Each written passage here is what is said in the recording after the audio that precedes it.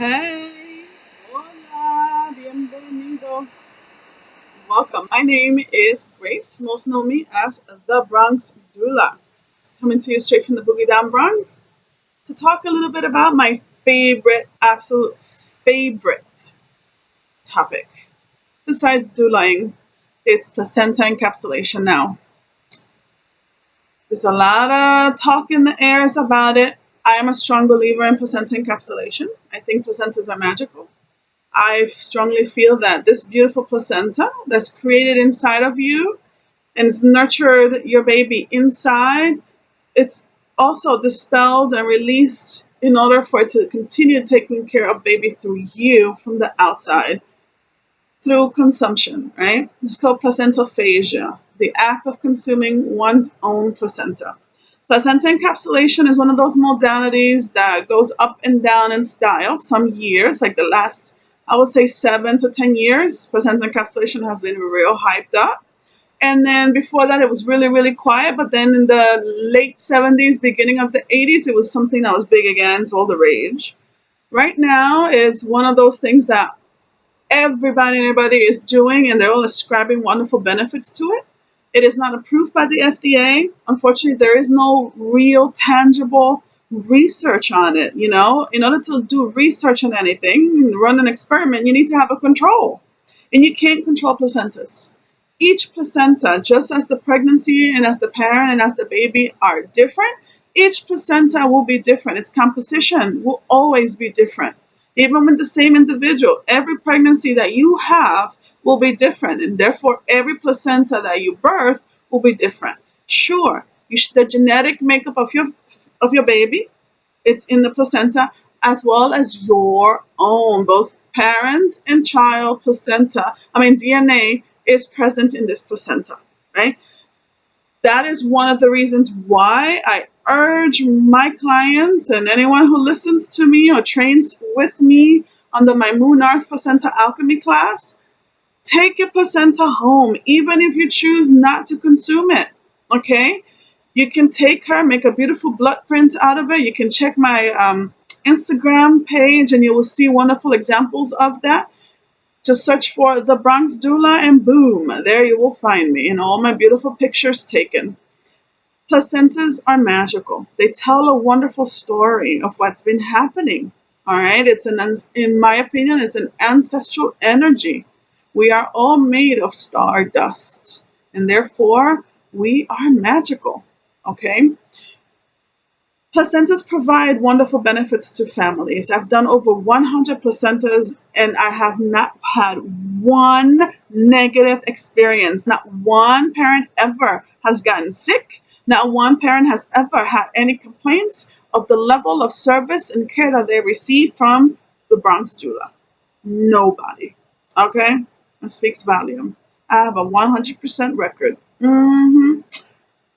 Anyway, placentas have been ascribed wonderful benefits such as increased breast milk production, some easing or some support for the baby blues. I've had mamas say that it increases their energy. It's like their crack. It's like, this is my happy pill. As soon as I take it, within 20 minutes, boom, it hits me and I'm ready to go.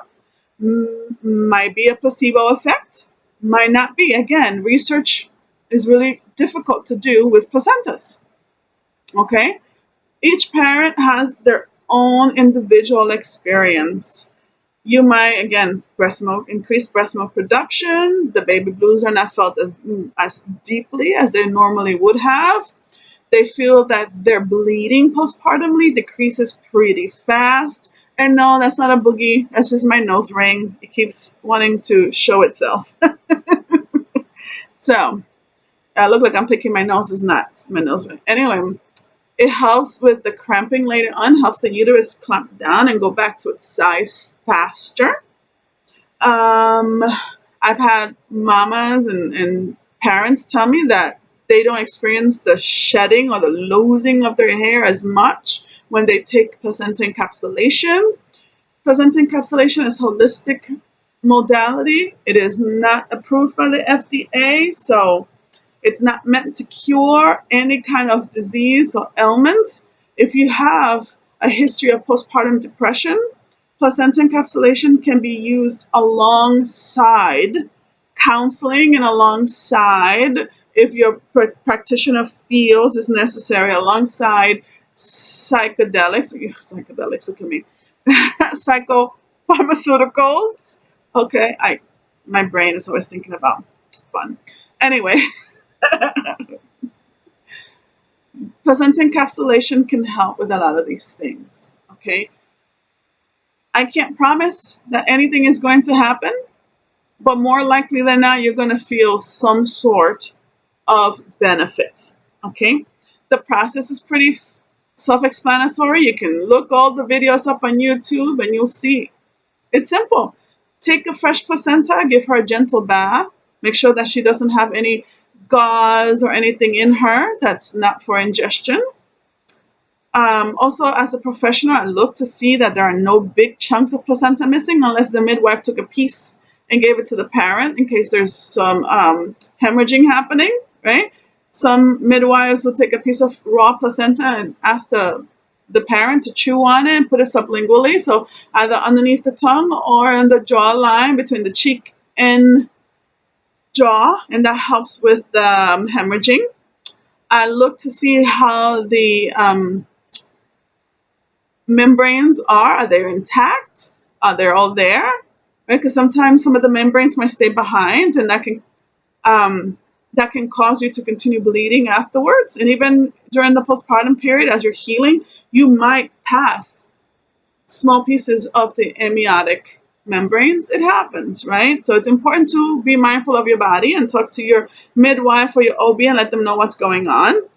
On the spiritual note, like I said, placentas are magical. They have stories to tell. Just like people do palm readings, I do placenta readings, and I get some amazing stories and some amazing astral messages through this beautiful placenta.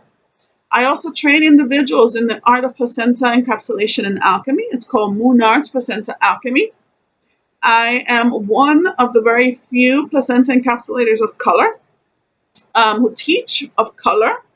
Most of the more known agencies don't really have very many people of color teaching. So that plays a big role. I believe that we should make this modality more accessible to our community, to people of color in particular, so that we can see and experience the benefits that other people have been taken advantage of for a long time. I also strongly feel that you should take your placenta home after it's been birthed. Hospitals, if you leave it behind, they consider it a donation. And they can do whatever the frank they want with your placenta. They can milk it for stem cells. They can do research. Remember, your placenta has both your genetic makeup in it, also has baby's genetic makeup in it. So God knows what they're doing with your stuff and what kind of research they're doing with your DNA. All right? Take her home. She is yours. Most hospitals will release her after you sign a couple of pieces of paper. They'll release her to you unless you have a disease like HIV, or you have a virus, things like herpes, GBS. If you have an infection of any kind, they will not release your placenta, which is a good thing because we do not want to get you sick again or anyone around sick. Okay? I can go on and on forever. I'm passionate about this topic, and I would love to train as many people as possible so that they can learn. I would love to provide the service. If you want more information, email me, info@bronxdolaservices.com. Again, that's info@bronxdolaservices.com. We can bring my training to your community. You will have cultural competency. We will learn LGBTQ perspectives to placenta encapsulation. We will learn preparation and handling.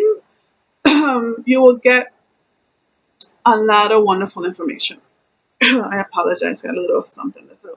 Anyway, find me on Instagram at The Bronx Jula, or email me for more information at info@bronxdolaservices.com. Thank you so much. Satnam. May you have a blessed day.